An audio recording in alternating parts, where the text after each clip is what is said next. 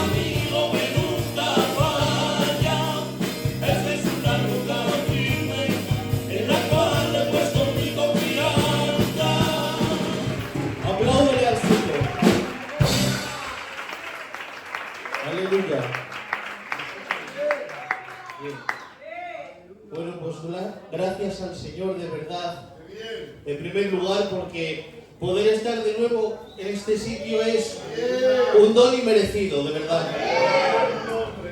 Y qué decir que la verdad es que doy gracias también al pastor por permitirme administrar hoy, que me tocaba otro día, pero bueno, Dios lo ha querido así. Y bueno, Iglesia, yo tengo hoy una palabra que, a diferencia de lo que suelo traer normalmente, pues tengo una palabra que hoy quizás no es tan ferviente, tengo una palabra que quizás no es de tanto amén, pero créanme que es una gran enseñanza que a mi vida ha aprovechado muchísimo. Amén. Porque además es que es un tema de vital importancia para el cristiano. Amén. Y antes de empezar en el mensaje me gustaría comenzar de una manera diferente hoy. Hoy voy a empezar con una anécdota. Miren, yo por mi trabajo acostumbro a estar siempre con grupos de jóvenes. Y un día estuve con un grupo de jóvenes y estuve en medio de una conversación casual que surgió. Y con mucho respeto, había una conversación en la que estaban hablando que era de fútbol. Y créanme que con todo lujo de detalles decían: fulanito mete tantos goles, menganito es el máximo goleador, este otro es el que tiene más asistencias, este otro es el fichaje más caro. Daban toda clase de datos estadísticos y yo me quedaba alucinado. Hasta tal punto que en cierta manera me enfadé y les quise retar. Y entonces yo le lancé preguntas que entraron muy pronto en el juego. Yo les decía: ¿quién es el fichaje más caro de la historia? Respondían. ¿Quién es el mejor defensa de la historia? Y respondían. ¿Quién es el club que tenía más dineros? Todas las respuestas las respondían, pero es que además con una sonrisa estaban emocionados. Y entonces les digo: muy bien, ¿alguno me puede decir quién era el profeta Ezequiel? ¿Me podéis decir por lo menos algo de Jeremías? ¿Y quién era Isaías? Se hizo el silencio. Como decía Gigi Ávila, se le fue el gozo. Y claro, se agacharon las cabezas y fue una situación, la verdad, bastante extraña. Y hay un versículo de la palabra del Señor que se lo tomo prestado a Pablo. Y está en 1 Corintios capítulo 33, dice: las malas conversaciones corrompen las buenas costumbres. Pero si además seguimos leyendo el 34, lo vamos a entender mucho mejor, porque afrenta al apóstol Pablo y dice: velad debidamente, porque para vuestra vergüenza lo digo, algunos no conocen a Dios.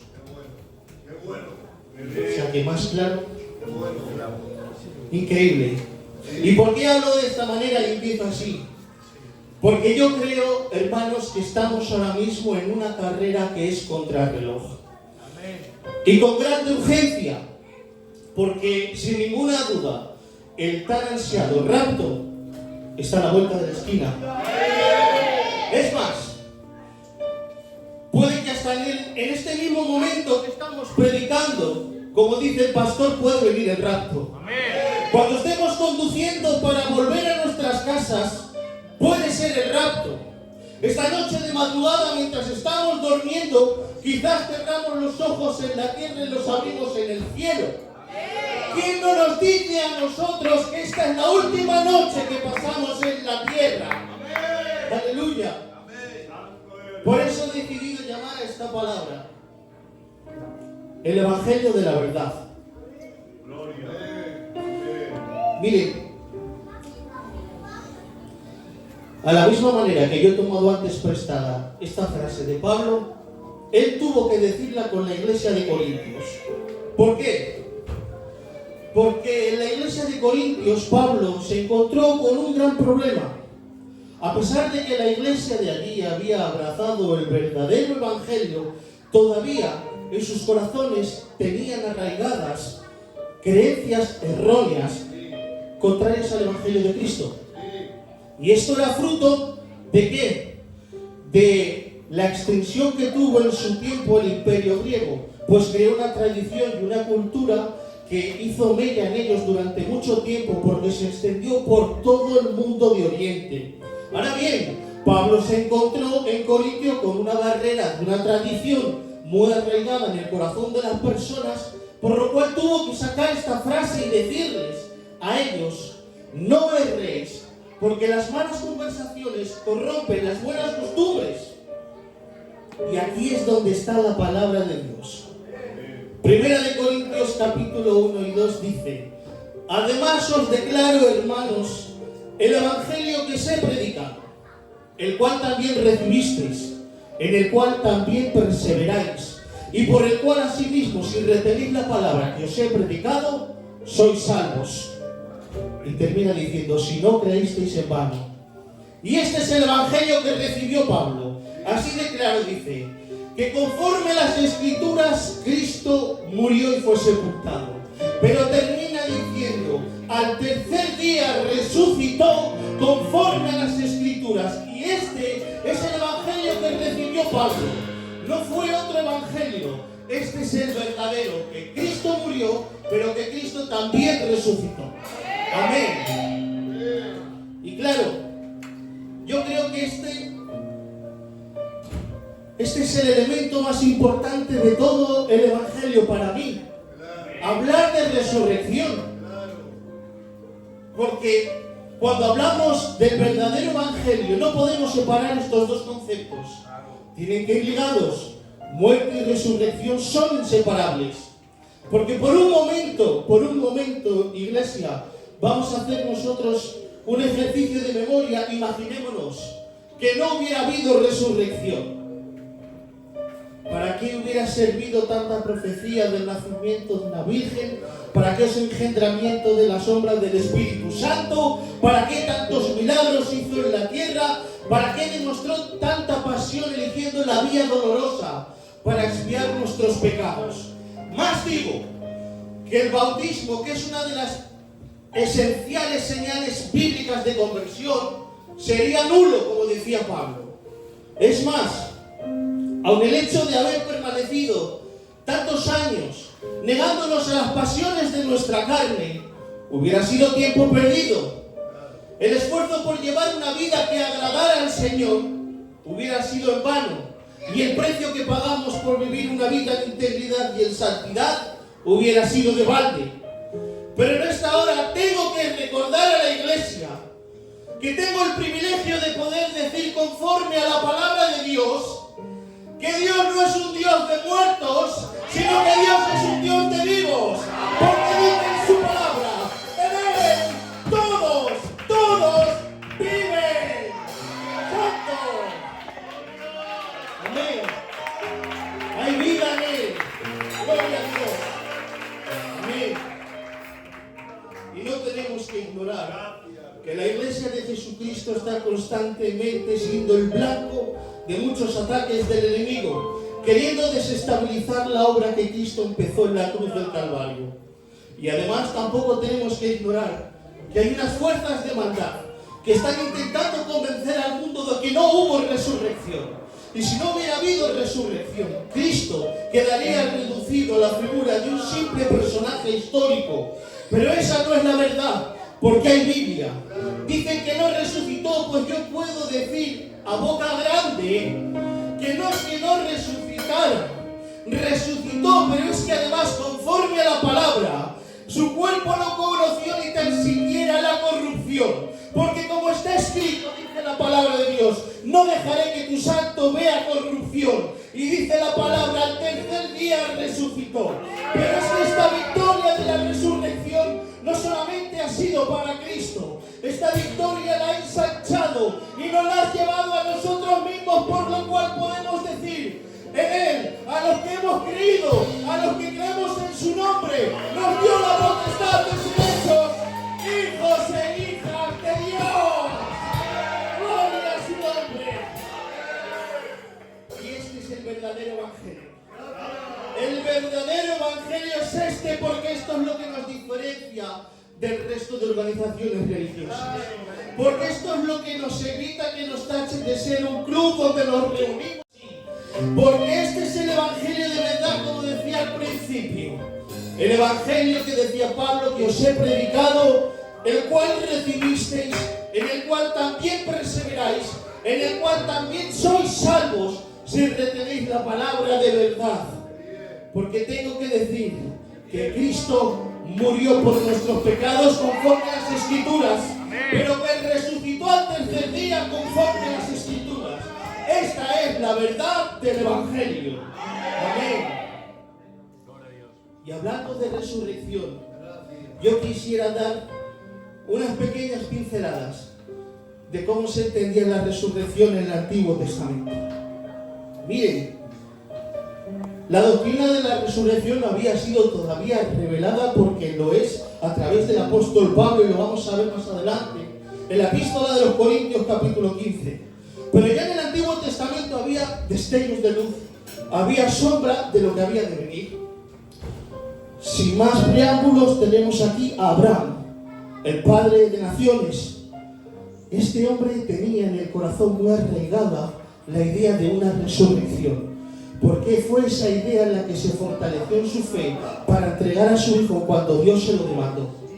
No había todavía doctrina, pero es que él sabía que Dios tenía el poder de hacer resucitar a un muerto. ¿Y cómo vemos esto? Porque lo dice en Hebreos capítulo 11, 17 y 19, dice: por la fe de Abraham, cuando fue probado, ofreció a Isaac, pensando que Dios es poderoso para levantarlo aún de los muertos. Amén. Ahora hablamos de Job. Este es el que se lleva la palma. Créemelo que cuando lo leía decía: este es súper Job. Varón recto, temeroso delante de Dios, perfecto en sus caminos. Job, entre tanto, se encontraba angustiado, con una lepra de los pies a la cabeza, habiendo perdido todo cuanto tenía. Ustedes saben, en esos momentos en los que está enfermo, suelta una que, si no fuera porque creemos en la inspiración del Espíritu Santo, creeríamos que este hombre está adelantado a su tiempo. Decía así: ¿quién me diese ahora a mí mis palabras que fueran escritas, que se escribiesen en un libro? Dice que con cincel de hierro y con plomo fuesen esculpidas en piedra para siempre. Es decir, quería que quedara memoria de esto. Él dijo una frase muy famosa que conocemos todos: yo sé que mi Redentor vive y al fin se levantará sobre el polvo. Vale, aquí se estaba refiriendo a Jesús. Pero en el versículo 26 suelta una y dice: y después de deshecha esta mi piel, en mi carne he de ver a Dios. Increíble. Dice otra versión bíblica, la Nueva Traducción Viviente: y después que mi cuerpo se haya descompuesto, todavía en mi cuerpo veré a Dios. Otra versión bíblica dice: incluso después de que se haya pelado mi piel, en mi carne viva yo sé que veré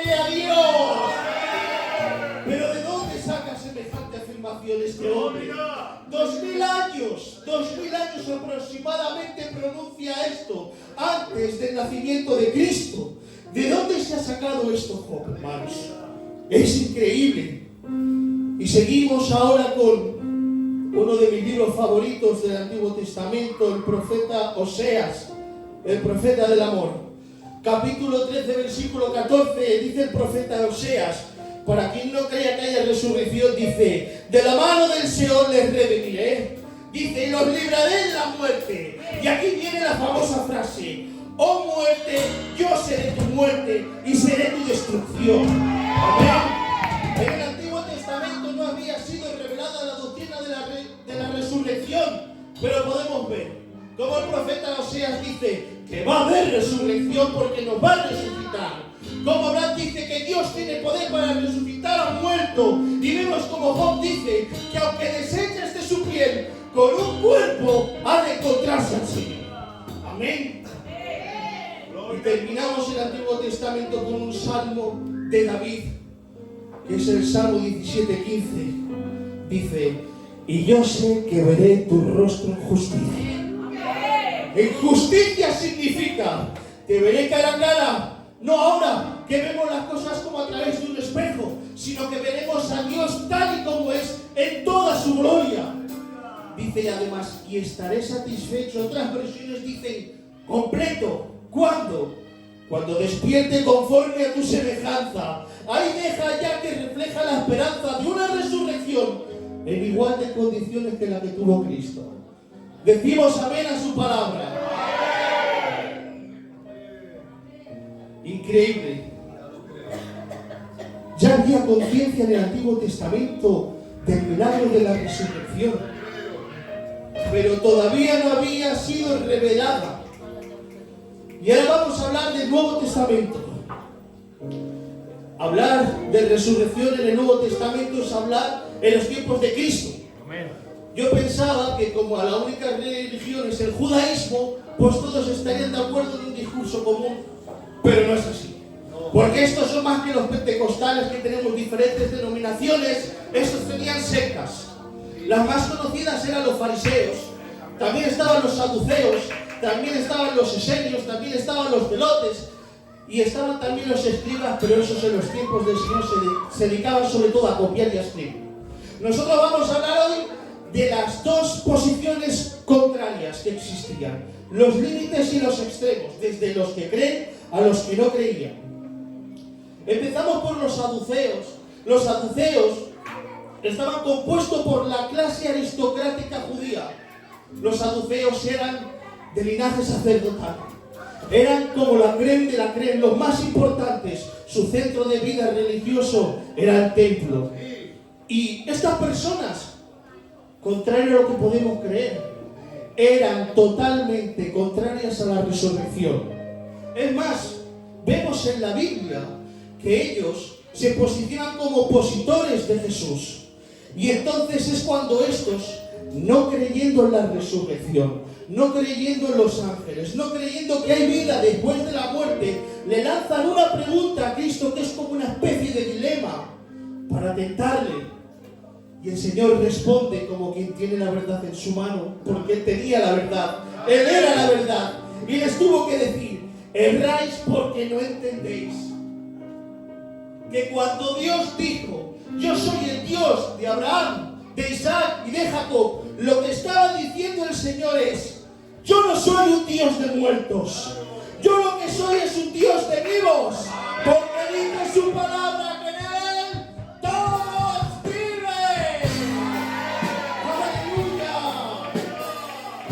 Gracias, Señor. Luego estaban los fariseos, los más conocidos, los de mayor reconocimiento entre todos.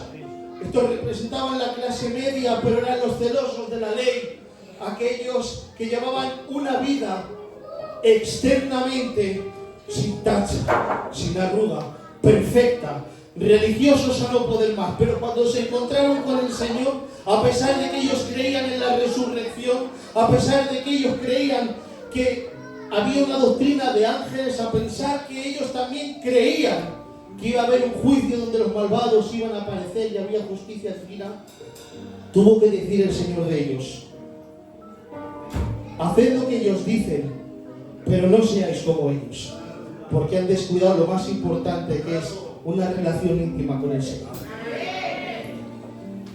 Y a grandes rasgos, en el Nuevo Testamento prácticamente es esto, lo más destacable.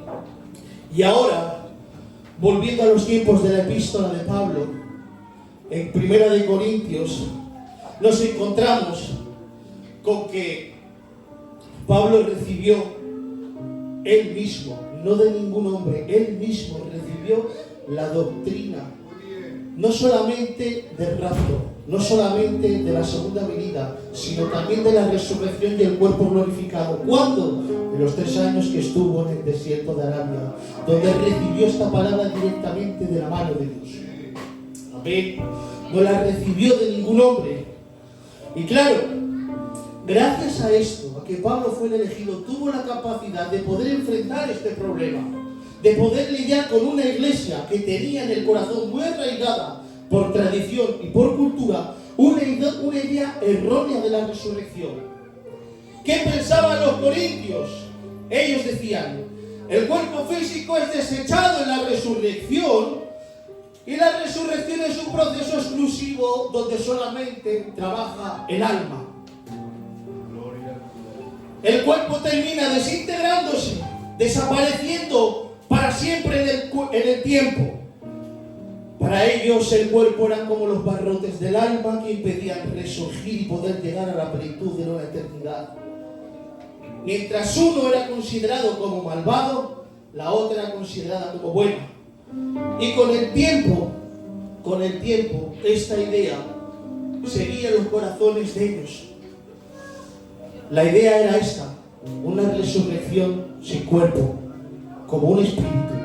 Y esto es falso, porque nosotros podemos ver que en términos de santificación, es verdad que la carne representa nuestra inclinación a caer, nuestra tendencia a pecar, y el espíritu que hay en nosotros languidece a causa de ello, porque este cuerpo de muerte muchas veces nos lleva a hacer cosas que nosotros no queremos hacer, y lo que queremos hacer no lo terminamos haciendo. Pero esto es la ley de la carne de la que hablaba Pablo en la carta de Romanos. Y ahora bien, en un contexto de resurrección, este cuerpo, lo que es la carne, ni es una cárcel, ni es un cascarón destinado a estar olvidado, y tampoco son los barrotes que sostienen al alma, sino que me atrevo a decir que este cuerpo, en términos de resurrección, no podemos desvirtuarlo, no podemos desecharlo, porque voy a decir algo grande: el cuerpo es el principal protagonista de la resurrección. Amén. Libro de Job, casi 2000 años antes de que viniera Cristo al mundo, ya decía: aunque mi cuerpo, mi carne se deshiciera, yo sé que en mi carne viva he de ver a Dios. Pero ahora el apóstol Pablo nos presenta un reto en el versículo 50 del capítulo 15. Dice: ni carne ni sangre pueden dar el reino de los cielos. Aquí tenemos que aclarar que no necesariamente está diciendo que esto se tiene que hacer por el Espíritu. No necesariamente está diciendo que tenemos que quitar un cuerpo carnal. No necesariamente está diciendo que va a ser una resurrección sin cuerpo. Si lo que está dando a entender es que cuando dice carne ni sangre, es que ningún cuerpo natural como el que tenemos ahora va a tener la capacidad ni de quedar ni de heredar el reino de los cielos. Y por eso entramos ahora en el versículo 47, cuando dice: el primer Adán es de la tierra. Aquí no hay duda. El primer Adán, el del Edén, el que fue formado a partir del polvo, sabemos que se refiere al terrenal. Decimos que este hombre, Dios, pone a trabajar toda su maquinaria y crea un cuerpo perfecto, pero sin vida. Crea un cuerpo perfecto, una herramienta, una máquina, pero sin vida. Y dice la palabra de Dios: y fue hecho el primer Adán un alma viva, es decir, Él no tenía la capacidad de tener vida en sí mismo, sino que el Señor le tuvo que proveer de la vida. Y sigue diciendo la palabra de Dios: si el primer hombre es terrenal, es considerado de la tierra, tales también los terrenales, o sea nosotros. Es decir, tenemos cuerpos perecederos y tenemos almas que han sido puestas por Cristo, puestas por el Señor, pero no tenemos la vida en nosotros mismos en el sentido de que nosotros somos capaces de crearla, porque nosotros traemos una imagen heredada, que es la del primer Adán. Y dice la palabra de Dios en el versículo 21, en Adán todos mueren. ¿Por qué? Porque el pecado entró por un hombre. Seguimos leyendo la palabra de Dios y ahora sí, venimos con fuerza. Dice Pablo, llega a la condición de que somos el vestigio de la imagen del primer Adán y estamos llenos de limitaciones, dolor, hambre, sed, sueño y para colmo de males, la muerte. Y ahora bien, gracias a la resurrección de Cristo ahora tenemos esperanza y podemos estar contentos, porque hay una esperanza que dice la Biblia que es inmarcesible, significa inmarchitable. Y esto quiere decir que a la misma manera que hemos venido trayendo la imagen del primer Adán, el cual es de la tierra, traeremos la imagen del celestial. Y solo hay uno que cumpla el perfil, el cual es Cristo, el que descendió de los cielos. El Verbo se hizo carne y habitó entre nosotros y vimos su gloria como la del unigénito. ¡Gloria que vive! Y si en Adán todos mueren, en Cristo todos serán vivificados. Porque una es la gloria terrenal, otra es la gloria celestial. Y mientras por la muerte de uno entró a todos, dice por la resurrección de uno, todos seremos vivificados. El primer Adán fue hecho un alma viviente, el posterior Adán, el cual es Cristo, un alma vivificante, es decir, que tiene la capacidad de resucitar. Y todo esto es en Él, porque dice, 2 Corintios capítulo 5, verso 17, y si alguno permanece en Cristo, nueva criatura es. Juan 3:16, porque de tal manera amado Dios al mundo que ha dado a su Hijo unigénito, para que todo aquel que en Él crea tenga vida eterna. Juan 3:18, el que en Él cree no es condenado. Y atentos, porque esta garantía de resurrección no es para todos. Esta garantía de resurrección es para los que son de Él, porque es la resurrección para vida. Bienaventurados los que tienen parte en la primera resurrección. ¡Amén! Gloria a su nombre. Esta garantía solamente es para los hijos de Dios. Gracias, Señor. Mire, vamos a hacerlo más rápido. Hay una pregunta que a mí me devanaba los sesos, que decía, Pablo, ¿y cómo han de venir esos cuerpos? ¿Y cómo han de formarse? ¿Y cómo saldrán esos cuerpos? El apóstol Pablo tiene una manía en la mayoría de sus epístolas de poner siempre las mismas metáforas de la semilla, de la planta, del grano, y eso está muy bien. Pero en aquellos tiempos la gente se dedicaba a sembrar y a cosechar. Ahora nadie se dedica a eso y la verdad es que me ha costado muchísimo poder entenderlo. Y justamente cuando yo estaba intentándoselo explicar a la Alba para ver si lo entendía, me vino un flash recordándome la predicación que escuché cuando era pequeño. Y esa es la mejor forma de poder explicar cómo se obtiene ese cuerpo. Con mucho respeto, iglesia, lo tengo que explicar así. Imagínense un gusano. Un gusano, con todos los respetos, es lo más repugnante que hay. Un gusano con un cuerpo desproporcionado, que recta por el suelo, que solamente verlo da piricia, da repelús. Pero este gusano tiene un proceso de transformación llamado metamorfosis, a través del cual se vuelve en un capullo. Y a medida que se van volviendo, pasa un tiempo que Él permanece inerte dentro de él. Algo se está gestando, algo está ocurriendo ahí dentro. Y pasado un tiempo, eso se abre. Y ya no aparece un gusano repugnante, sino que lo que aparece es una mariposa preciosa, llena de colores. Esta no solamente anda, sino que además vuela. Y ya no transmite repugnancia, sino que lo que transmite es alegría, placer. De la misma manera nosotros traemos la imagen de Cristo, un cuerpo glorificado que no tiene enfermedades, a limitaciones de este mundo, a dolor, a deterioro. Nosotros esperamos el alentado momento de la glorificación. ¡Aleluya! Y dice su palabra, el que cree en esto, a sí mismo se purifica. Y terminamos de la mejor manera posible.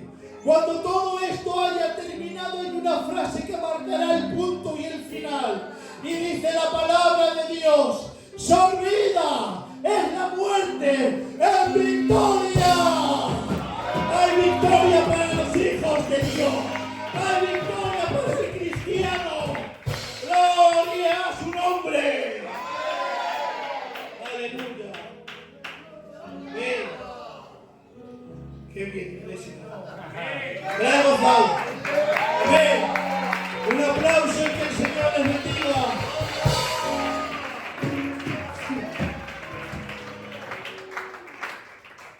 Cristo resucitó. Cristo resucitó. Gracias damos a Dios. Gracias damos a Dios. Que Cristo venció. Amén. Que Dios bendiga mucho a nuestro Ramón. Frena un poco. Qué alegría, qué estudio. No es fácil, traer lo que Él ha traído. Qué estudio más bonito. Lo ha grabado, ¿verdad? Menos mal, que me encanta que se quede grabado estos mensajes, porque podemos adquirir de ellos y volverlo a escuchar. Mucho texto, mucha connotación y una buena línea. Hablando de la resurrección, qué alegría. Comamos y bebamos, si esto no fuera verdad, dice la palabra.